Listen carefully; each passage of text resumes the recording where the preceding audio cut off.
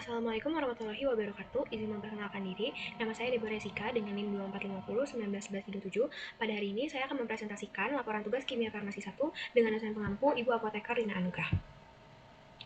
Bagian pertama yaitu merancang prosedur analisis. Oke, pertama kita melihat di sini ada struktur senyawa. Ini adalah struktur dari senyawa asiklovir. Buatlah diagram alir prosedur identifikasi senyawa yang menerapkan Green Analytical Chemistry dengan beberapa metode berikut. Yang pertama itu ada reaksi gugus fungsi. Pertama disiapkan sampel, lalu penentuan gugus fungsi dari struktur. Yang pertama ada alkohol, lalu ada amida, ada amina, dan yang terakhir ada karbonil. Selanjutnya dilakukan uji pada setiap gugus fungsi. Yang pertama ada uji gugus alkohol dengan uji kromat dengan hasil positif ditandai dengan warna hijau atau biru hijau. Yang kedua uji gugus amina yaitu uji korek api, hasilnya warna jingga. Yang ketiga adalah uji gugus amida dengan uji pelepasan NH3, hasil positifnya adalah mengubah lakmus merah menjadi biru. Untuk uji gugus amida, secara umum pada senyawa asiklovir akan menghasilkan hasil yang negatif, karena pada asiklovir tidak mengandung gugus amida yang bebas, dan gugus amida yang ada terikat pada cincin purin. Yang keempat adalah uji gugus karbonil dengan reaksi Legel-Rotera, hasil positifnya adalah warna ungu, sama dengan uji gugus amida. Untuk reaksi Legel-Rotera ini menghasilkan hasil yang negatif, karena pada senyawa asiklovir tidak memiliki gugus karbonil bebas dan terikat pada cincin purin. Untuk penerapan GAC dilakukan dengan menggunakan Aquades sebagai pelarut karena lebih ramah lingkungan dan meminimalkan penggunaan reagen, dan proses analisisnya dilakukan lebih efisien untuk menghindari pemborosan bahan dan limbah diolah terlebih dahulu sebelum dibuang. Disiapkan sampel telah diketahui mengandung alkali turunan purin. Selanjutnya dilakukan reaksi spesifik yaitu reaksi Murexit. Untuk prosedurnya kurang lebih seperti ini. Penggunaan HCl dan KClO3 memiliki potensi bahaya karena bersifat korosif dan oksidator kuat. Maka untuk penerapan Green Analytical Chemistry dilakukan dengan meminimalkan jumlah reagen serta mengelola limbah sebelum dibuang. Yang ketiga adalah spektrofotometri UV visible, ditimbang sejumlah kecil sampel, lalu dilarutkan dalam Aqueous hingga homogen. Dilakukan pengenceran bila perlu, lalu disiapkan larutan banko, dan diukur spektrumnya pada rentang 200-400 nanometer dan ditentukan lambda maksimumnya. Dibandingkan hasil spektrum dengan baku pembanding dan dibuat kesimpulan. Air digunakan sebagai pelarut karena lebih ramah lingkungan dan lebih efisien juga, dan dengan menggunakan metode spektrofotometri UV visible lebih efisien dan lebih cepat karena mengurangi penggunaan reagen dan bahan-bahan kimia lainnya. Yang keempat itu adalah dengan metode spektrofotometri inframerah. Untuk prosedurnya, kurang lebih sama seperti spektrofotometri UV visible, namun untuk spektrofotometri inframerah ini menggunakan sampel yang padat, dan sampel padat dicampur dengan zat pembawa yaitu KBr, lalu pengukuran spektrum inframerahnya pada rentang gelombang 4000 sampai 400 cm. Lalu diamati dan catat puncak serapan khas yang muncul dan dibandingkan dengan baku pembanding dan dibuat kesimpulan. Penerapan GAC-nya menggunakan sampel seminimal mungkin dan meminimalkan penggunaan bahan tambahan seperti KBr. KBr digunakan karena lebih ramah lingkungan dan aman, dan metode inframerah sendiri sudah Green Analytical Chemistry karena lebih ramah lingkungan, cepat, dan mengurangi limbah karena lebih efisien. Bagian kedua yaitu interpretasi data dan pembuatan kesimpulan. Soal pertama, Anda apoteker QC di industri farmasi menjadi farmasetikal yang memastikan mutu bahan baku asam benzoat, dilakukan metode spektrofotometri UV visible dengan prosedur sampel dilarutkan dengan etanol, dilakukan pengenceran, diperoleh konsentrasi 10 mikrogram per mili. Lalu dilakukan pengukuran dengan spektrofotometri UV visible pada panjang gelombang 200 sampai 400 nanometer. Jelaskan prinsip analisis kualitatif pada percobaan di atas. Untuk menjawab soal berikut, kita dapat pahami terlebih dahulu konsepnya. Konsep dasar spektro UV visible dan inframerah. Untuk spektro UV visible, analisis senyawa didasarkan pada kemampuan senyawa dalam menyerap radiasi cahaya dan menyebabkan transisi elektron, sehingga setiap senyawa menghasilkan panjang gelombang atau lambda max yang khas tiap senyawa dan dapat dilakukan untuk menganalisis secara kualitatif. Selanjutnya untuk inframerah sendiri, radiasi dari inframerah menyebabkan ikatan pada setiap senyawa memiliki getaran atau vibrasi. Vibrasi secara umum dibagi menjadi dua, yaitu ada stretching yang mengubah panjang ikatan dan bending yang mengubah sudut ikatan. Setiap senyawa dipengaruhi oleh massa dan kekuatan ikatan, sehingga setiap senyawa memiliki serapan khas yang berbeda untuk setiap senyawa. Dan dari serapan yang khas ini, kita dapat gunakan untuk mengidentifikasi gugus fungsi. Dengan catatan, vibrasi hanya terjadi jika terjadi perubahan momen dipol pada senyawa saat direaksikan dengan sinar inframerah. Jadi untuk soal sebelumnya kita dapat jawab prinsip analisis didasarkan pada perbandingan hasil dari spektrum sampel dan hasil gelombang maksimum sampel dan dibandingkan dengan data baku pembanding atau pustaka. Selanjutnya soal nomor 2, berikan tanggapan dan kesimpulan saudara apabila spektrum yang diperoleh adalah sebagai berikut. Mari kita lihat untuk hasil spektrumnya. Yang sebelah kiri adalah spektrum UV sampel, sebelah kanan adalah spektrum UV baku pembanding. Untuk yang sampel, lambda maksimum pertamanya adalah 230 nanometer, untuk yang kedua adalah 273,8 nanometer, sedangkan untuk baku pembanding yang lambda maksimum pertama adalah 230 nanometer dan yang selanjutnya adalah 274 nanometer. Untuk selanjutnya dari bentuk spektrumnya kita bisa lihat bentuk spektrumnya hampir mirip hanya terjadi pergeseran di bagian sampelnya saja, hingga terjadi pergeseran atau yang biasa kita sebut hypsochronic. Maka dapat disimpulkan bahwa sampel adalah asam benzoat karena nilai lambda maksimumnya dan bentuk spektrumnya sesuai dengan baku pembanding dan puncak tersebut menunjukkan transisi elektronik khas dari gugus aromatik dan karboksilat dalam struktur asam benzoat. Selanjutnya, soal nomor 2, Anda sedang melakukan analisis bahan kimia obat yang mungkin ditambahkan ke dalam produk jamu Asnagon. Salah satu metode yang digunakan adalah spektrofotometri UV visible. Dengan prosedur, jamu diekstraksi dengan pelarut metanol, ekstraknya di-ECC dengan kloroform, lalu dikristalisasi hingga diperoleh isolat murni. Lalu isolat murni tersebut ditimbang sebanyak 50 mg dan dilarutkan dengan metanol hingga 50 ml, dipipet 1 ml, diencerkan 10 ml, lalu dilakukan pengenceran kedua. Dengan memipet 1 ml hasil pengenceran pertama diencerkan hingga 10 ml, hasil pengenceran diukur dengan spektro UV visible pada panjang gelombang 200 sampai 400 nanometer dengan panjang sel 1 cm, hingga diperoleh spektrum sebagai berikut. Dari hasil tersebut, berapakah nilai emak senyawa tersebut, dan transisi apa yang mungkin, dan gugus apa yang mungkin dapat diduga dari nilai E maksimum tersebut. Pertama, kita dapat tulis terlebih dahulu apa saja yang diketahui dari soal tersebut, lalu kita hitung konsentrasi larutan induk hingga didapatkan hasil 1 mg per mili. Selanjutnya, untuk pengencaran pertama, kita hitung juga didapatkan hasil 0,1 mg per mili, lalu pengencaran kedua konsentrasinya 0,01 mg per mili, hingga diperoleh konsentrasi akhir yaitu 0,01 gram per liter.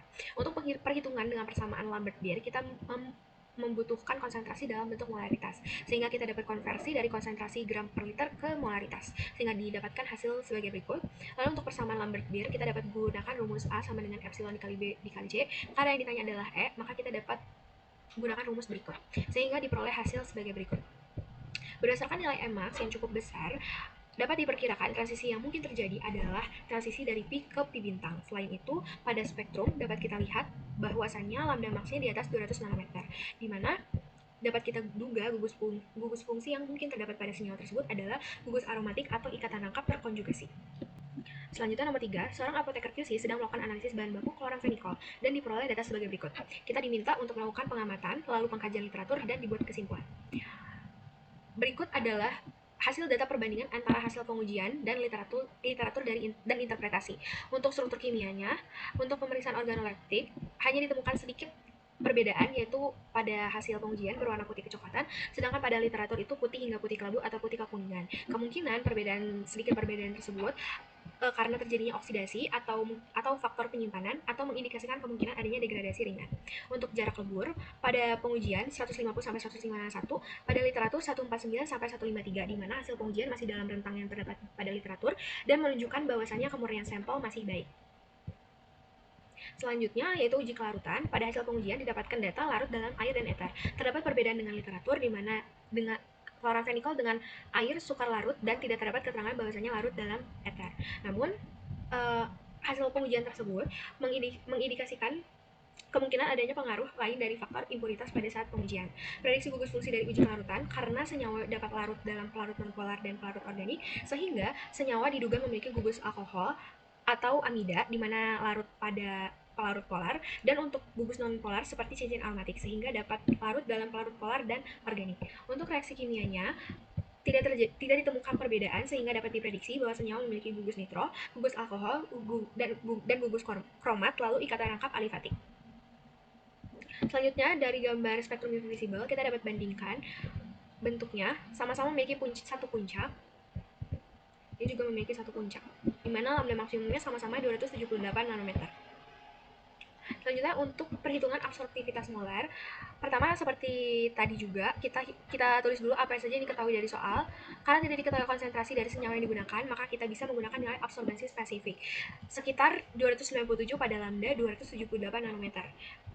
Untuk konversinya sebagai berikut, sehingga dapat dihasilkan nilai Emax-nya adalah sebagai berikut. Untuk pada literatur, nilai Emax pada kloramfenikol berkisaran sebagai berikut, dan hasil dari perhitungan tersebut tidak termasuk dalam rentang, hanya beda sedikit saja. Untuk prediksi gugus fungsi berdasarkan nilai absorptivitas molar dengan nilai Emax yang cukup tinggi, kemungkinan transisi yang terjadi adalah dari pi ke pi bintang, dan berdasarkan nilai absorptivitas molar tersebut, gugus fungsi yang dapat diprediksi adalah cincin aromatik benzen, gugus nitro, dan sistem rangkap terkonjugasi aromatik nitro. Selanjutnya berikut adalah spektrum inframerahnya. Kurang lebih kalau dilihat bentuknya sama. Ini untuk hasil pengujian, dan ini untuk dari literatur. Untuk hasil pengujian, tabel bilangan gelombang dan gugus fungsi dapat kita temukan untuk hasil pengujian ada OH, panjang bilangan gelombangnya 3452, intensitasnya kuat, NH amida 3338, intensitasnya sedang, CO amida 1654, intensitas kuat, C rangkap 2 aromatik 1521 kuat, CH lentur 1443, intensitas sedang, NO2 simetris 1320, intensitas sedang kuat, CO 1051, intensitas kuat, CH aromatik para 814, intensitas sedang tinggi, CH aromatik luar bidang 750, intensitas sedang, CCl 697 atau 537, intensitasnya sedang. Untuk yang literatur, OH 3700 sampai 300, intensitas kuat, NH amida 3500 sampai 3300, intensitas lemah sedang, CH aromatik 3030, intensitas sedang, CH alifatik 2930 dan 2850, intensitas tinggi, CO amida terikat 1660 sampai 1640, intensitas tinggi, C rangkap 2 aromatik 1500 sampai 1400, intensitas kuat, CN atau CO 1300 sampai 1000, intensitas sedang kuat, benzena para tersubstitusi 850 sampai 800, intensitas sedang tinggi, CCl 800 sampai 600, intensitasnya sedang. Untuk MR 323 pada hasil pengujian dan pada literatur 323,13. Kesimpulannya, berdasarkan perbandingan data hasil pengujian dan literatur, senyawa dapat disimpulkan bahwa sampel mengandung chloramphenicol. Selanjutnya nomor 4, seorang peneliti sedang melakukan analisis struktur senyawa hasil isolasi dari bahan alam. Dari hasil analisis tersebut diperoleh data sebagai berikut. Masih melakukan hal yang sama, kita dapat bandingkan hasil dari pengujian dengan literatur. Untuk pemeriksaan organoleptik, sebagian besar sudah sesuai dengan literatur, namun adanya perubahan warna mengindikasikan faktor oksidasi atau penurunan kemurnian atau pengaruh dari kondisi penyimpanan sampel tersebut. Untuk jarak lebur dapat kita lihat pada hasil pengujiannya 170 sampai 171, berdasarkan literatur 169 sampai 172, di mana hasil pengujian masih dalam rentang yang tepat dan menunjukkan bahwa kemurnian sampel masih baik. Selanjutnya untuk uji kelarutan, larut dalam air dan ether, pada literatur larut dalam air mendidih dan dalam natrium hidrosida 1M, dan tidak disebutkan ether, di mana hal ini mengindikasikan adanya pengotor atau perbedaan kondisi pengujian, seperti suhu, jumlah sampel, dan pengadukan. Berdasarkan uji kelarutannya, dapat diprediksi gugus fungsinya, yaitu gugus fungsi polar seperti hidroksil fenolik atau OH, lalu ada amida, dan untuk non-polarnya ada cincin aromatik, sehingga senyawa dapat larut dalam pelarut polar dan pelarut organik. Selanjutnya untuk reaksi kimia analisis gugus fungsi, untuk analisis gugus fungsi berdasarkan reaksi kimia tidak ditemukan adanya perbedaan, sehingga dapat disimpulkan untuk prediksi gugus fungsinya terdapat prediksi fenol atau OH aromatik, ada amida, lalu ada cincin aromatik atau benzen. Untuk hasil spektrumnya adalah sebagai berikut. Berikut adalah hasil dari hasil pengujian. Hasil lambdanya adalah 243,90 dan untuk dari literatur adalah hasilnya 243 nanometer. Keduanya juga memiliki bentuk yang sama. Ada lambda maksimumnya pada puncaknya berjumlah 1. Ini bisa dipengaruhi oleh pergeseran. Namun secara umum untuk lambdanya masih sama di 243 sampai 244. Lalu untuk hitung absorptivitas molar, kita tulis dulu apa saja yang diketahui, lalu kita hitung Emax-nya dengan rumus sebagai berikut dengan persamaan Lambert-Beer, sehingga didapatkan nilai Emax-nya adalah sebagai berikut. Untuk nilai absorptivitas molar berdasarkan literatur dalam rentang sebagai berikut. Mungkin terdapat sedikit perbedaan karena faktor pengujian. Berdasarkan nilai Emax yang dihasilkan, dapat diprediksi transisi yang terjadi adalah transisi dari pi ke pi bintang, dan gugus yang dapat diprediksi dari nilai tersebut adalah adanya cincin aromatik dan keberadaan gugus ausokrom seperti fenol dan amida. Selanjutnya berikut adalah gambar spektrum inframerahnya. Kita dapat lihat bentuknya dan angka dan bilangan gelombang yang dihasilkan. Lalu selanjutnya tabel bilangan gelombang dan prediksi gugus fungsi.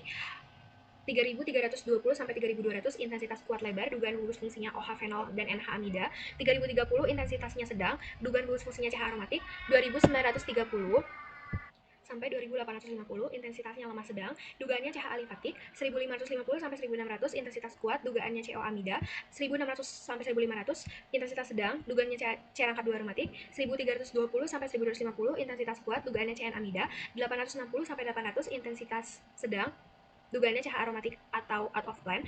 Maaf tadi saya kelewat. 1250 sampai 1100 intensitasnya kuat, dugaan fungsinya CO fenol. 700 sampai 600 intensitas lemah, dugaan fungsi getaran cincin aromatik.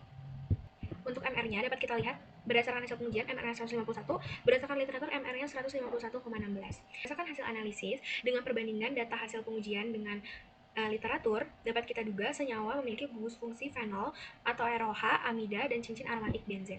Sekian yang dapat saya sampaikan, mohon maaf bila ada kesalahan, terima kasih.